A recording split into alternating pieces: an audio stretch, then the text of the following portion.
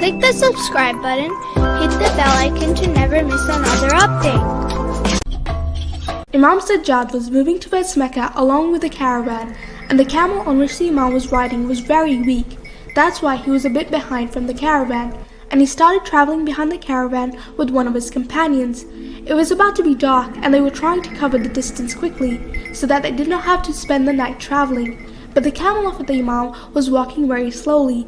Then the Imam's companion asked, "My master, take this whip and hit your camel so that it would walk a little faster." The Imam took the whip from his hand and raised the whip to hit the camel, but he stopped his hand and kept the whip down.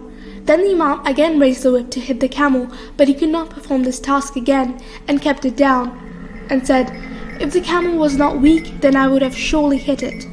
The Imam's companion asked, "Why don't you hit the camel?" The Imam, whose eyes became full with tears, said, "I've gone 20 times for Hajj with this camel, and by God, I never hit him. I cannot bear to hit this poor animal. I'm afraid of God, because if I give pain to this weak creature, God will punish me." The Imam's companion was surprised when he listened to the words of the Imam. "By God, when I used to see that you used to take food to the masjid for the poor and needy people and eat food with them, I was so surprised. But today, I saw a thing from you that I could never think of. Your favor and kindness is a gift for all.